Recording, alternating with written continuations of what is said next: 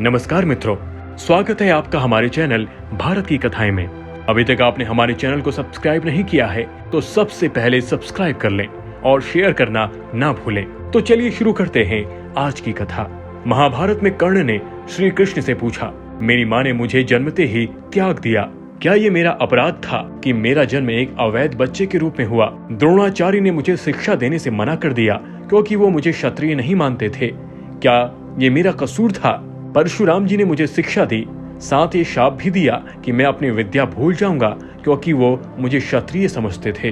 भूलवश एक गौ मेरे तीर के रास्ते में आकर मर गई और मुझे गौवध का शाप मिला।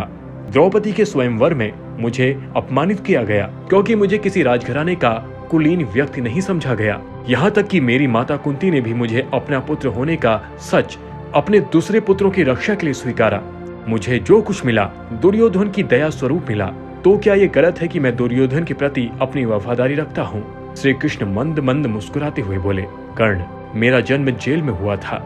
मेरे पैदा होने से पहले मेरी मृत्यु मेरा इंतजार कर रही थी। जिस रात मेरा जन्म हुआ उसी रात मुझे मेरे माता पिता से अलग होना पड़ा। तुम्हारा बचपन रथों की धमक, घोड़े की हिनहिनाहट और तीर कमानों के साये में गुजरा। मैंने गायों को चराया और गोबर उठाया। जब मैं चल भी नहीं पाता था तो मेरे ऊपर प्राण घातक हमले हुए। कोई सेना नहीं, कोई शिक्षा नहीं, कोई गुरुकुल नहीं, कोई महल नहीं। मेरी मामा ने मुझे अपना सबसे बड़ा शत्रु समझा। जब तुम सब अपनी वीरता के लिए अपने गुरु और समाज से प्रशंसा पाते थे, उस समय मेरे पास शिक्षा भी नहीं थी। बड़े होने पर मुझे ऋषि सांदीपनि के आश्रम में जाने का अवसर मिला। तुम्हें अपनी पसंद की लड़की से विवाह का अवसर मिला। मुझे तो वो भी नहीं मिला जो मेरी आत्मा में बसती थी। मुझे बहुत से विवाह राजनीतिक कारणों से या उन स्त्रियों से करने पड़े जिन्हें मैंने राक्षसों से छुड़ाया था।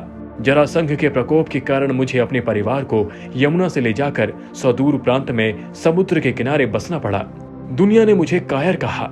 यदि दुर्योधन युद्ध जीत जाता तो विजय का श्रेय तुम्हें भी मिलता, लेकिन धर्मराज के युद्ध जीतने का श्रेय अर्जुन को मिला।